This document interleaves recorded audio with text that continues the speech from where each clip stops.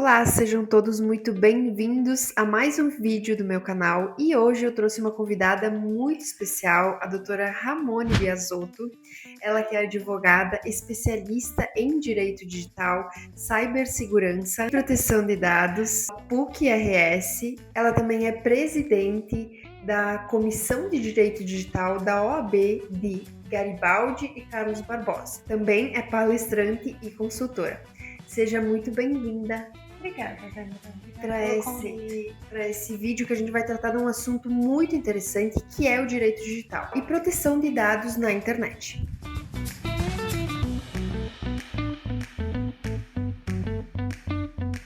Então, Ramone, conta um pouquinho pra gente como tu começou no direito digital, como tu começou a atuar nessa área, o que te interessou a atuar nessa área? Sempre trabalhei na área do direito empresarial, desde o início da minha graduação até hoje, envolvendo a área empresarial. E com a evolução do direito, principalmente na área digital, houve a necessidade de ter o conhecimento com a legislação e trazer melhores soluções para os clientes. Então, além da evolução do direito, a tecnologia sempre chamou a minha atenção. Eu sempre quis entender um pouquinho mais a tecnologia e me aprofundar nesse sentido. Eu comecei os meus estudos na área digital, então, depois da faculdade, por questões de recursos mesmo. Então, pós-faculdade, eu consegui me aprofundar um pouquinho mais. E na LGPD, então, logo depois que ela entrou em vigor, em 2018 para 2019, eu comecei a estudar a legislação. Gostei, me apaixonei, era uma área que me interessava. E de lá para cá, então eu sempre atuei nesta área. Comecei a trabalhar com a LGPD em 2021 e de lá para cá, então, praticamente, não só com isso, né, mas a grande parte dos meus trabalhos envolvendo a LGPD, a legislação. E, Ramone, quais são os principais desafios dessa área no dia de hoje? Hoje, Débora, um dos principais e mais desafiadores são as organizações terem a consciência da importância de uma consultoria ou uma assessoria jurídica voltado para a área da inovação e tecnologias emergentes, como a inteligência artificial. Eu acredito muito na soma, onde eu consigo ter o objetivo da organização e a área jurídica vinculada a essa proteção para a empresa. Então, por exemplo, unir as equipes multidisciplinares, como o TI, o jurídico e o negócio da empresa. Então, esses três pilares são essenciais, né, para empresas aí que têm projetos principalmente de inovação e que queiram estar seguras nesta área. E agora voltando para a LGPD em si, o que é LGPD, por que ela é importante, o que as pessoas precisam saber com relação a isso? A LGPD é a Lei Geral de Proteção de Dados, a Lei 13.709 de 2018, e ela visa proteger a privacidade do cidadão brasileiro e a proteção dos dados pessoais. Então, eu preciso ter medidas de proteção desses dados pessoais para que eu ajude na privacidade dessa pessoa física. Tá? A legislação, ela protege somente dados pessoais, pessoas físicas, não protegem os dados empresariais. Tá? Então, são outras legislações. A proteção de dado, ela é um direito constitucional desde 2022, então a gente teve uma emenda constitucional, inserindo a proteção de dados como um direito, né, do cidadão brasileiro, referente, né, à proteção à sua intimidade. Tá? E protege, então, tanto em meios físicos quanto digitais. E baseado em toda essa explicação, né, no que é a LGPD, qual que é a diferença em um dado pessoal e um dado sensível? O dado pessoal, ele é toda a informação que te identifica ou que te faz identificável.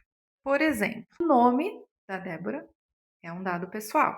A imagem da Débora é um dado pessoal. Então, eu consigo associar uma informação a um titular. E o dado pessoal sensível, ele é então toda a informação que pode ferir a intimidade dessa pessoa física.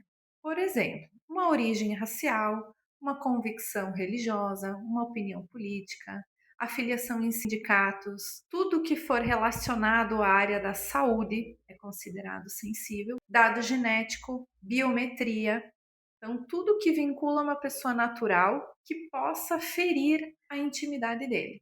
E a legislação, a LGPD, ela traz um artigo específico para o tratamento desses dados e medidas de segurança muito maiores, como se fosse um dado pessoal normal. E baseado em tudo isso, né, as pessoas, você acha que as pessoas têm noção do quanto elas expõem, dados sensíveis nas redes sociais e aplicativos no geral? Eu acredito particularmente que não, tá? Então a gente fala na área do direito de proteção de dados, a gente cita muito isso, que quando um produto ou um serviço ele é gratuito, os teus dados e você é o produto. Então, por mais que algo seja gratuito ou benéfico para aquele momento, fornecer o dado, fornecer os seus dados pessoais, muitas vezes pode acarretar risco, inclusive para você. Acarretar em que sentido? O risco da sua privacidade. Você não ter o controle da sua privacidade ao fornecer esses dados. Não quer dizer que quando é um serviço ou algo pago, né, não deva ter essa proteção. Porém, existem responsabilidades, né, quando há um fornecimento, digamos assim, né, de algo pago ou algo gratuito. Tá? Então tem essa distinção. E sim, né, as pessoas devem tomar o cuidado de muitas vezes, né, ao fornecer um CPF, ao fornecer um e-mail, achando que é algo benéfico, acaba tendo todo o histórico daquela pessoa, né, registrado em algum local. Você não tem controle com quem compartilha, o que faz. Então, por isso que a legislação ela traz aí todas as medidas necessárias para as organizações que tratem os dados, né, de acordo com a legislação. E até certa forma, eu já ouvi muito falar com relação à lista, né? Então, eu tenho uma lista de dados e informações pessoais da pessoa, às vezes não é um dado sensível, é uma informação Sim. pessoal que as empresas vendem entre si.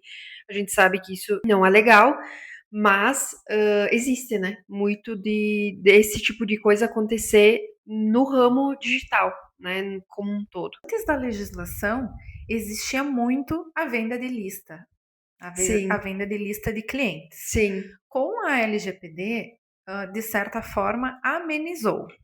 Não certo. quer dizer que isso não ocorre. Mas caso isso ocorra, tá, o cidadão ele tem a legislação para se amparar, em caso, principalmente em casos de compartilhamento indevido, onde as partes, os agentes envolvidos, tanto quem forneceu quanto quem recebeu essa lista, podem ser penalizados, sim. Sim, incrível. E é por isso que a gente precisa prestar muita atenção nesse tipo de assunto para não fornecer dados que não são necessários para plataformas e plataformas digital no geral. E Ramone, quem deve se preocupar com isso? São só empresas ou também pessoas físicas? Ambas, Débora. A legislação LGPD, ela não especifica qual ou somente, né, um tipo. Ela traz que a legislação se aplica a qualquer operação de tratamento realizada por pessoa natural ou pessoa jurídica de direito público ou privado, independentemente do meio. Então, seja na área digital, na área física, digamos assim, no papel, as empresas e as pessoas físicas que realizam tratamento de dados devem observar e também coletados ou tratados em território nacional. Então, por exemplo, eu sou pessoa física, eu sou autônoma e realizo o tratamento de dados. Aí eu preciso observar necessariamente a legislação e tudo que ela traz, todas as medidas que ela traz. Claro que eu não posso comparar uma pessoa de pequeno porte, uma empresa de pequeno porte, com uma pessoa jurídica de grande porte. Então, sim, eu tenho a obrigação, tanto para pessoas físicas que realizam tratamento de dados, quanto jurídicas, porém, o que cada uma delas vai adotar, né, tem aí toda uma legislação e a própria autoridade, a própria agência, a NPD, regulamentou isso e deu alguns benefícios para empresas de pequeno porte para elas se adequarem. E tem algum golpe novo ou algum tipo de fraude digital que você tem visto aumentar nos últimos meses? Para fins de golpes, não necessariamente eu chamo de golpes, eu vou classificar na área da cibersegurança em 2 nichos, tá. Tanto para empresas quanto para pessoas físicas tomarem esses cuidados, tá. Na área empresarial, a gente classifica como incidente de segurança envolvendo informações, então incidentes de segurança de informações. Para que ocorra esses incidentes, e um dos principais é o vazamento de dados. Então, na área empresarial, há muito vazamento de dados e eu preciso identificar esse gargalo, identificar essas ações para tomar medidas necessárias para evitar esse vazamento. Então, a empresa, ou você não sabe que já houve um incidente, ou você vai identificar em breve. Então, todas as empresas ocorrem incidentes e se eu estou preparada com medidas técnicas para identificar e solucionar, né, isso traz muita segurança para a empresa. Então, os principais incidentes na área empresarial hoje é o vazamento de dado, é o acesso não autorizado ou invasão de sistemas, que a gente conhece, os hackers, né? Sim. Então, eles invadem os sistemas empresariais através de falhas de sistemas, né? O phishing é a engenharia social. O phishing nada mais é que a pesca de dados, onde eu coleto essas informações no âmbito empresarial, né, e faço toda essa engenharia social com os dados empresariais. Então, por exemplo, né, o banco de dados do RH de uma empresa, né, eu coleto aí todas as informações financeiras, eu sei o salário de todos os funcionários, né? Então, acontece muito nesse meio. Temos E aí, desculpa te interromper. sim, E aí essa questão de phishing que se chama, né, phishing. tem a ver com essa questão da lista ou não? Ou pode ser vazado de qualquer forma independente? Um exemplo de phishing é: eu recebo um e-mail no spam. Eu clico, você Hum, recebeu US$ 1 milhão. sim, sim, Clique sim. Que aqui ainda para tem pessoas que receber. caem, né. Sim, sim, sim, sim. Isso, o cair é isso, Sim, né? É sim. alguém lançar a pesca e a pessoa cai. Cair, literalmente. Isso, né? Então Sim, ela cai nesse golpe do phishing por conta disso. entendi. Depois eu vou explicar um pouquinho mais, mas na área empresarial acontece muito com e-mails, tá? Sim, Então, por exemplo, financeiro. Um dos maiores golpes, né, foi o envio, né? Então, por exemplo, que acontece muito, né? Na área empresarial é a empresa, o funcionário, perdão, recebeu um e-mail malicioso que ao clicar no PDF, num arquivo zipado ou em um link, acaba caindo golpe, né?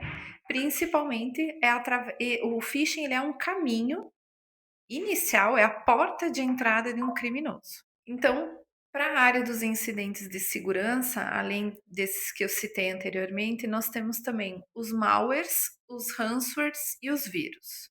Tá? Então, através de meios tecnológicos, né, eu consigo então ter, por exemplo, assim como o phishing, um criminoso pode espalhar vírus. Então, que podem entrar por várias portas, sejam sistemas externos, por exemplo, um, um invasor, né? Ou seja, até mesmo erros internos, né? Que funcionários colocam pendrives com vírus nos computadores da empresa, né? Então, antigamente, né, tinha outros meios, mas hoje muito através de pendrives e meios tecnológicos. Muitas empresas estão barrando os dispositivos conectados, né? Então, mas pode vir através de acesso Wi-Fi pública, né? Então tem que cuidar. Perda ou destruição de dados. Então, por exemplo, de nada adianta uma empresa mega tecnológica se eu for imprimir informações, sair da empresa, né, e perder elas. Então, eu tomei todas as medidas necessárias internas na área tecnológica, mas falhei na parte humana, que hoje, Débora, é um dos maiores índices, né? A falha humana corresponde aos maiores números de incidentes hoje na área da segurança da informação. E temos também o roubo, furto ou extravio de dispositivos. É, por exemplo, principalmente na área empresarial, quando roubam um dispositivo da empresa, lá tem todas as informações empresariais. Tem também o uso indevido de dados internos. Então, eu cumpro com a legislação, mas um determinado funcionário não está treinado e acaba usando de forma indevida aqueles dados. Tá? E falhas em configurações de segurança, onde eu não tenho projetos que analisam todas essas medidas, onde eu não tenho muitas vezes uma consultoria que não me sinaliza os riscos daquelas operações. Então, na área empresarial, esses são os principais incidentes. E é incrível porque são vários, assim, que você listou, né? E se a empresa realmente não tem alguém ali dentro que tem conhecimento no assunto e que entende para fazer na prática, para aplicar isso na prática, automaticamente ela está totalmente exposta, né? Sim. Porque ela não tem nenhuma proteção. Ou se tem, é uma e olhe lá, né? Então, por isso que é extremamente interessante ter um profissional especialista dessa área dentro da sua empresa para que esse tipo de vazamento de dados não ocorra. Eu vou ser bem honesta, eu sou advogada, mas assim, nesse quesito, eu não, assim, eu tinha conhecimento de um dos itens que a Ramone citou, e não de todos. Então, imagine uma empresa, né? Então, precisa ter muito esse conhecimento, e lógico, é por isso que a gente está fazendo esse vídeo, mas que tem essa conscientização dos empresários para fazer esse tipo de implementação dentro da sua empresa. E para a pessoa física, o que a gente pode listar de golpes mais comuns que acontecem? Isso. Para a área das pessoas físicas, um dos principais, além do empresarial, é o phishing, que também é a pescaria de dados. Então, eu sou pessoa física, recebo lá um SMS do banco, suposto banco, eu recebo lá um e-mail que já está no spam, dizendo que eu fui sorteada em uma determinada, né, um determinado concurso, determinada rifa, e que eu preciso clicar no link, passar meus dados, ou muitas vezes fazer um Pix, né, para receber, né, algum benefício. Então, o phishing acaba sendo hoje, o phishing ele pode ocorrer em vários meios, tá? Então, em vários dispositivos. Por exemplo, numa conta de e-mail, num SMS através de um telefone, né, de uma conta telefônica. Então, ele acontece quando um golpista encaminha um e-mail, uma mensagem, né, que induz a pessoa a cometer um erro, ou clicar num link, ou abrir um arquivo. Então, o phishing hoje ele acaba sendo um dos principais e uma das principais portas para criminosos acessarem. E principalmente existem phishings muito avançados, onde a pessoa clica em um determinado link, né, e abre, por exemplo, um aplicativo de um banco, né, e o criminoso acaba tendo acesso aí às senhas e dados bancários, né, então tem que ter muito cuidado. Sim, isso não me parece, mas é fácil de cair nesse tipo de golpe, né? Lógico, Me tem parece muito real. isso. Eu particularmente já caí em golpes, tá? Lógico, não voltado nessa parte de e-mail e tudo mais, mas parece muito real. Então, às vezes, páginas de sites e tudo mais que tu entra e fala, meu Deus, esse aqui é o site É. da loja X que eu quero comprar, sabe? E quando na verdade não é. Então, sempre pesquisa. Então, tudo que é fácil demais desconfie, né? De certa forma, porque pode ser que seja um golpe. E aí pode afetar não só a tua pessoa física, como também a tua empresa, se tu for, por exemplo, um autônomo, né? Nessa parte de golpes voltados a pessoas físicas. Na área das pessoas físicas também a gente tem a clonagem ou o sequestro de contas de WhatsApp, de aplicativos no geral. Então, por exemplo, né, hoje eu atuo com recuperação de contas. Vou citar aqui o Instagram. Uma coisa, né, eu ter a minha rede social, que às vezes eu posto, eu tenho aí uma rede normal, digamos assim. Outra linha é pessoas que trabalham com isso, que têm a rede social como meio de sustento. Então, hoje, na minha atuação de recuperação de contas, eu observo muito e sinalizo os clientes nesse sentido. Bom, eu vou recuperar a minha conta. Tá? Pessoa física, eu tenho uma linha de defesa. Pessoa física que trabalha com a rede social, eu tenho uma outra linha de defesa, porque é o sustento da pessoa. Então, acontece muito isso, né, de clonagem ou sequestro de contas, WhatsApp, Instagram, tá? E comunicações por mensagens. Então, a gente tem muito, muito, muito disso, além do phishing, né? Golpes através de mensagens SMS. Então, a atuação de recuperação de contas também, principalmente do WhatsApp e Redes e redes sociais. sociais no geral, né, para que essa recuperação seja rápida. O mais segura possível, né? Temos também o caso do boleto falso, pagamento por boleto adulterado ou QR Code trocado. Então, eu gosto de citar, porque o brasileiro, né, ele deveria utilizar, né, ele não deveria ser estudado, ele deveria Sim. estudar o caso, né? Sim. Ah, acontece, tem muitos golpes aonde criminosos estão colando o QR Code deles, pessoal, né? Em cardápios de bares, em locais públicos, aonde a pessoa acha que vai fazer o pagamento para o estabelecimento e acaba fazendo para esses criminosos. Tá? Então tem que tomar muito cuidado.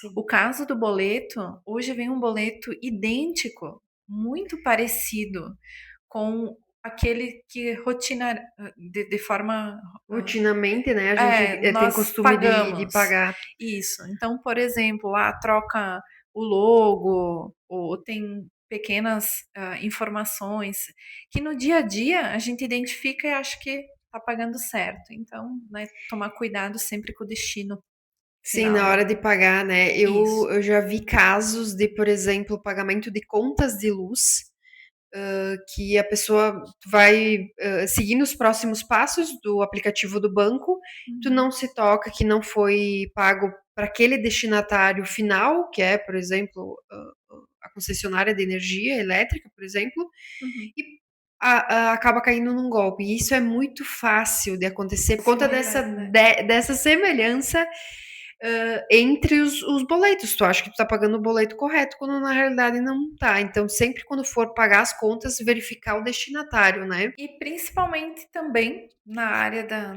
para as pessoas físicas, né? Os golpes via rede social e o golpe do falso advogado, infelizmente da nossa área, que está crescendo muito e a gente está então disseminando aí informações que desconfie de números diferentes do seu advogado. Então, troquei de número, esse é o novo número de escritório. Ou, por exemplo, você ganhou a ação, deposite X valor ou pague X guia e boleto para receber a sua indenização. Então, desconfie, porque é golpe, tá? E isso particularmente não existe, né? Se o advogado, eu penso assim, né? Aí me corrija, doutora, se eu estiver errada. Mas vem uma mensagem no teu WhatsApp, troquei de número, né? O teu advogado trocou de número. Confira mesmo, ligue para o antigo telefone para verificar se realmente trocou de número. E não faça nenhum depósito ou Pix que não seja o combinado, que tu combinou particularmente pessoalmente com o advogado. Isso. Porque a gente já viu vários casos que realmente o cliente ele faz a transferência, o Pix, achando que é aquele advogado, quando na realidade não é um golpista. E também, Débora, tem muitas vezes o criminoso ele não identifica que trocou de número. Ele já chega Hum, com a informação. sim. Então, oi, aqui é o advogado X, ah, os, como eu, né, como a senhora sabe, você ganhou o processo, me passa os seus dados bancários para para eu depositar o valor. Aí a pessoa, ao ver dados bancários, faz o quê? Bate uma foto do cartão e E manda. manda.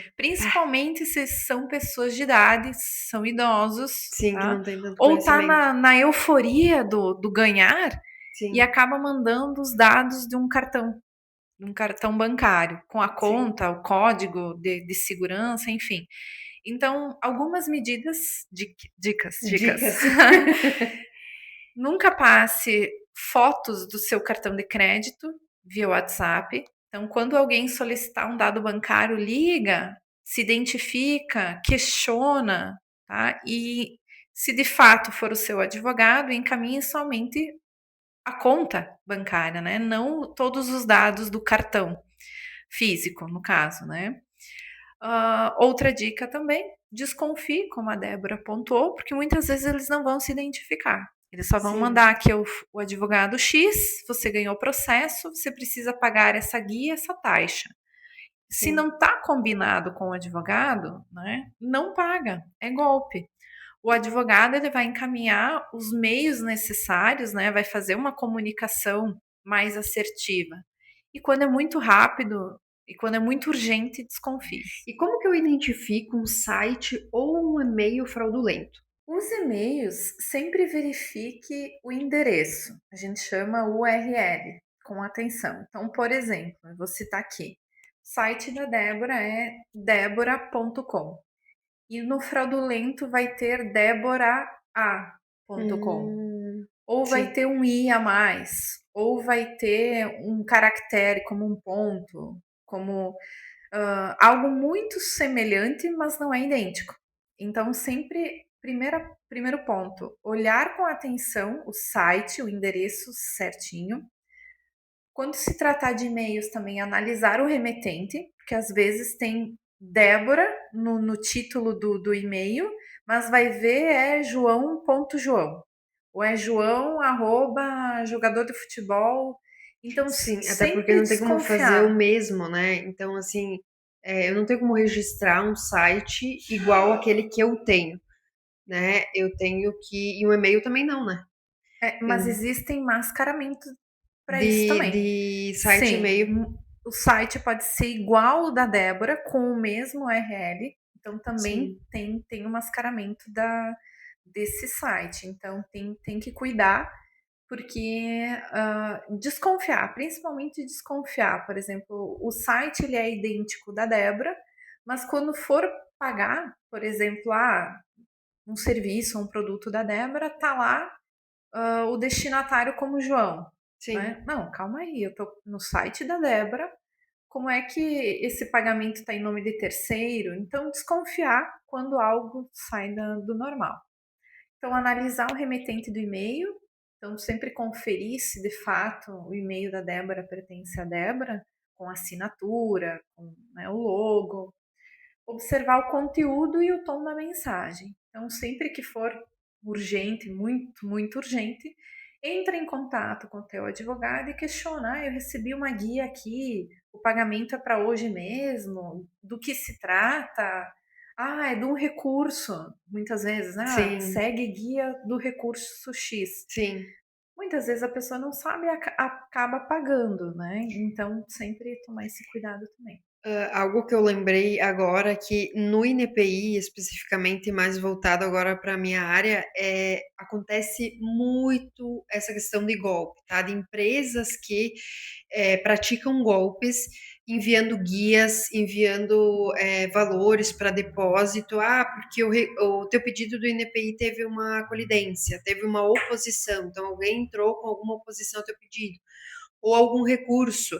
Então, ou o pedido foi indeferido, tem que fazer algum recurso. Então, sempre encaminhe para o seu advogado quando isso acontecer. Então, isso eu oriento os meus clientes também, porque acontece com muita frequência dentro do NPI. Inclusive, a Uhum. própria instituição entrou com um processo judicial contra empresas para extinguir essas empresas, né? Mas a gente sempre tem que tomar cuidado com relação a isso. Então, é sempre contato direto com o teu advogado e nunca com outros e-mails. Fora que o INPI nunca manda e-mail para ti, diretamente para ti. Se tem procurador, ele vai enviar para o procurador. Temos também como identificar ao passar o mouse no link antes de clicar.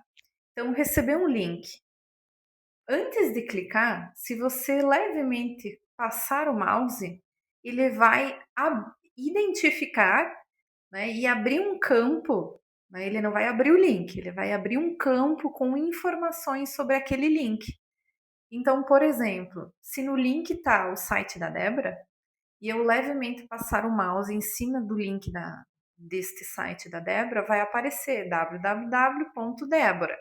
Agora, se for um link fraudulento, vai aparecer as informações ali deste meio, desse link, perdão, fraudulento. Então, através do mouse, eu consigo passar pelo link e identificar a origem dele. Cuidado com anexos. Então, estava circulando aqui no Rio Grande do Sul um golpe, né, do arquivo zipado, que é recebido através do WhatsApp. Então, cuidar bastante com anexos, não só do e-mail, mas todos os anexos que você recebe, E por do WhatsApp exemplo, também, né? por WhatsApp, tá? Pesquisar a reputação daquele site. Então, se tem reclamações no Reclame Aqui, se jogar no Google o nome da empresa e ninguém nunca ouviu falar, principalmente em e-commerce, né, que criminosos abrem uma empresa, enfim, e depois aplicam golpes e evaporam, né? E verificar então os sinais virtuais do site. Se, né, se está desconfigurado, se vê que as imagens foram colocadas, se for em rede social, tem 20 imagens que foram anexadas no mesmo dia. Então, desconfiar, né, dessas atitudes no digital pode evitar. E eu até me lembrei agora até de vídeos, né, em redes sociais, então agora a gente tem o TikTok Isso. Shop, né, então tem que tomar muito cuidado com isso, daqui um pouco um vídeo formalizado com inteligência artificial, a gente tem que treinar o nosso olhar para isso também, não que tudo envolvendo inteligência artificial seja golpe, mas precisa ser treinado. A questão dos comentários, né, então, por exemplo, eu tô vendo um Isso. vídeo no TikTok, e só tem comentário positivo. Lança lá no Google, né? Eu costumo fazer muito isso. Sei lá, eu vou comprar um produto, né? Produto para cabelo, marca X, é golpe, não é? Aí vai aparecer provavelmente o Reclame Aqui ou algo nesse sentido, a questão dos golpes, né? Isso. Então, isso é um ponto também positivo que eu geralmente utilizo para verificar se é golpe ou não, porque às vezes eles restringem nos vídeos os comentários negativos. E aí só tem comentários positivos, e aí, logicamente, tu vai pensar, ah, é confiável, quando na realidade não é. Então, faça uma busca mais ampla, digamos assim, né, Isso. para evitar cair nesses golpes. E existe alguma responsabilidade jurídica para quem compartilha esses dados de forma indevida? Existe, Débora. A LGPD, principalmente a legislação que trata disso, ela traz que os agentes de tratamento, seja o controlador, seja o operador, ou seja os envolvidos naquele tratamento, respondem solidariamente. Ou seja, independe, né, da responsabilidade do outro. Eles respondem, né, de forma conjunta e são igualmente responsáveis pela mesma obrigação, por eventuais danos causados aos titulares, tá?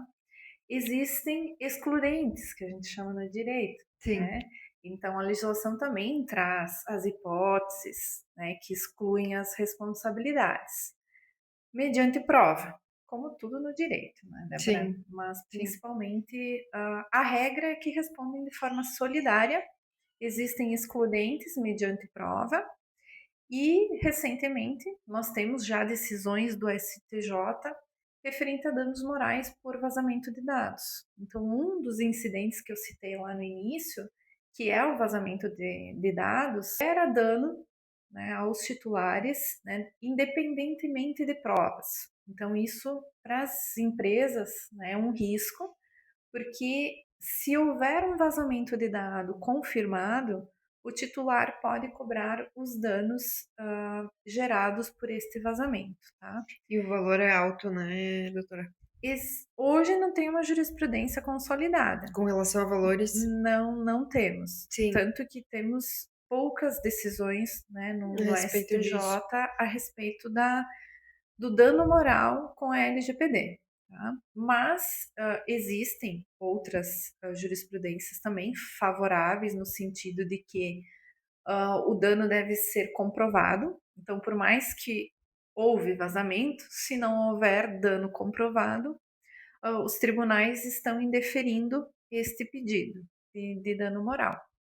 Porém, com essa decisão recente do STJ, as empresas devem tomar muito cuidado, porque ao confirmar um vazamento de dado, o titular pode cobrar, né, aí ressarcido os danos pelo vazamento, principalmente se for dados sensíveis.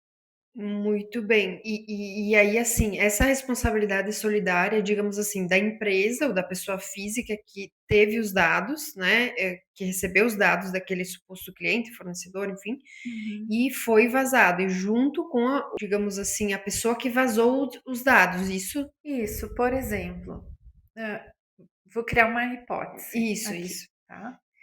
Ah, eu sou um motorista, tá? Motorista desses transportes, por exemplo, de funcionários, tá? Ok. Sou autônomo.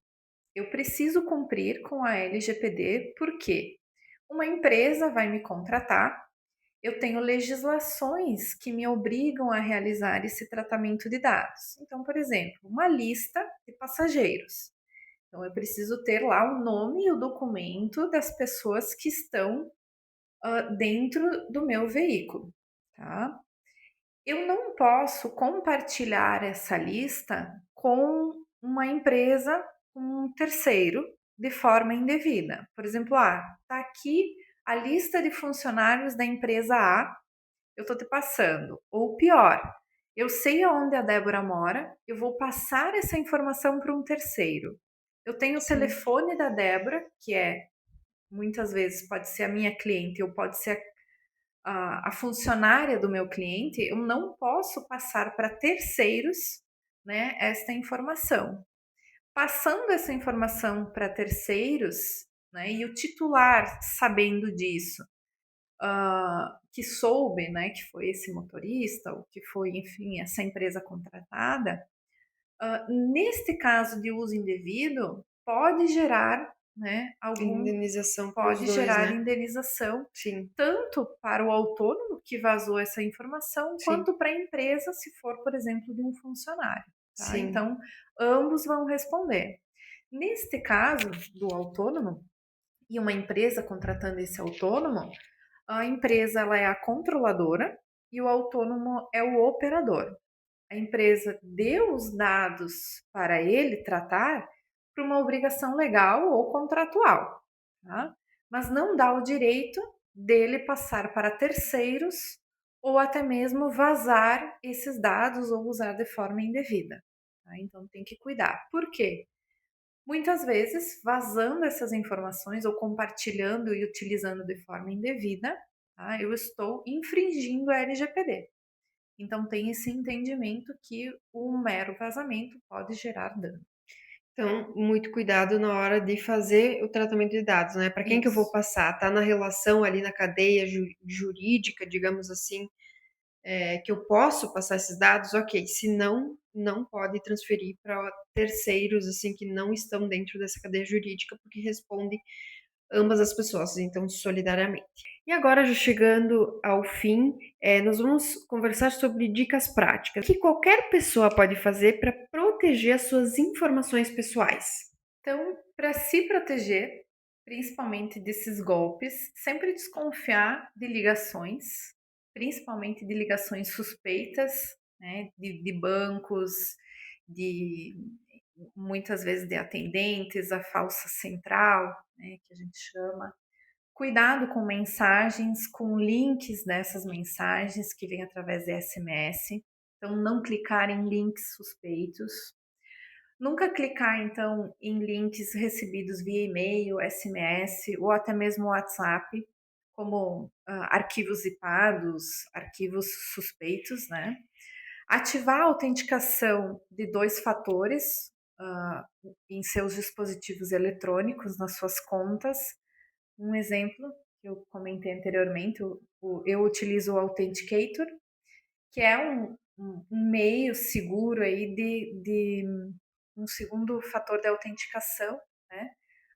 Que protege os meus certificados digitais, as minhas contas, com esse segundo fator de autenticação, que é, além do login e senha, um segundo fator que vai autenticar que aquele usuário pertence a Ramone. Então, também é uma das medidas hoje utilizadas. Antivírus básico, né, que a gente sempre orienta, pelo menos para identificar, né? Navegadores sempre atualizados, então, eu tenho uma versão antiga, ela pode estar sujeita, né, a falhas do sistema. Então, sempre ter, né, os navegadores, os dispositivos, aplicativos Atualizados. atualizados, porque as próprias plataformas, elas identificam falhas e fazem essas melhorias, tá? Não é à toa que eles fazem as atualizações, Não, gente. não é só visual, muitas vezes. É. E desconfiar sempre da pressa ou da pressão. Então, uma ligação urgente, um WhatsApp urgente, clica aqui, né? Compre Ou agora. algo muito vislumbre, algo muito fácil, né? Então, sempre desconfiar. Até uma dica que eu dou é valores muito ínfimos, né? Ah, eu tenho uma Isso. marca de luxo ou uma marca que está vendendo promoção 3 por valor X, e aí tu desconfia, opa, essa marca é uma marca, digamos assim, com um valor mais acima do mercado, né? Então Isso. desconfie disso também, porque às vezes valores muito ínfimos, assim, muito, digamos assim, menores no mercado de uma marca que vende um valor acima, a gente precisa desconfiar também com relação a isso, né? É. E que cuidados os pequenos empreendedores precisam ter com os dados dos clientes? Então, se os dados são pessoais, ele deve cumprir com a LGPD na íntegra. Então, assim como todos os agentes que realizam tratamento de dados. Tá? A NPD, que é a agência que regulamenta e fiscaliza a LGPD, ela traz algumas exceções para pequenas empresas. Tá? Então, ela traz na Resolução 2 de 2022 a flexibilidade, né, de algumas medidas de segurança, mas ela não isenta, né, do cumprimento da legislação. Então, todos os agentes que realizam tratamento de dados pessoais, empresas pequenas, médias e grandes, devem observar o cumprimento da LGPD. O que há hoje vigente são algumas exceções através da Resolução 2 de 2022, que abre aí algumas oportunidades, algumas medidas, né, para empresas pequenas realizarem um tratamento de forma diferenciada. Porém, quem adota é vista com bons olhos perante a autoridade como uma boa prática. Então, mesmo que eu não seja obrigada a cumprir determinada ação e eu adoto, isso é uma boa medida. Que medidas simples de segurança digital as pessoas e as organizações podem adotar? Vou separar em pessoa física e pessoa jurídica. Então, pessoa física sempre usar senhas fortes, exclusivas, não utilizar a mesma senha para todas as contas, né? Então, sempre trocar de forma periódica, né? Semestral, anual, as senhas, né? Ativar a autenticação em 2 fatores, então ter aplicativos com essa medida de segurança. Ter, então, sistemas e aplicativos atualizados. Então, os aplicativos sempre sinaliza essas melhorias, então atualizar esses aplicativos, desconfiar de links e e-mails de mensagens suspeitas, bloquear os dispositivos com senha e localização, então ativando a localização mesmo com o dispositivo desligado, e fazer backup dos seus dados, né, de forma periódica também ajuda. Para pessoas jurídicas, então criar sempre políticas internas de segurança da informação e proteção de dados, treinar os colaboradores de forma regular e de forma periódica com a atualização da legislação, controlar os acessos das dependências físicas e digitais das empresas, implementar backups e planos de recuperação em casos de incidentes, usar medidas técnicas de proteção, não basta só políticas, tem que tomar medidas técnicas e providências sobre essas medidas, mapear processos e classificar informações para identificar os riscos, e ter um plano de respostas a incidente e indicar um encarregado, que a legislação ela traz o encarregado, o DPO, como uma obrigatoriedade. Eu adorei a nossa conversa e qual que é a mensagem final, doutora Ramone, que você pode deixar para quem quer cuidar mais da sua segurança online? Eu que agradeço pelo convite. Eu vou deixar uma mensagem que cuidar da sua segurança, principalmente no ambiente online, é como trancar a porta de casa.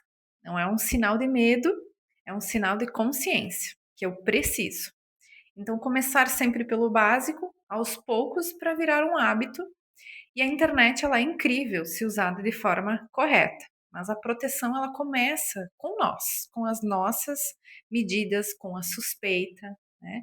E eu acredito também que a NPD, a agência, ela vai ser mais atuante e exigente daqui para frente, então com órgãos públicos, né, que possam se conscientizar mais e realizar o tratamento de dados pessoais com maior segurança, e para as empresas privadas adotar as medidas e prevenir antes de tomar então sanções, né, ou até mesmo ter a sua reputação aí fragilizada por conta de algum incidente.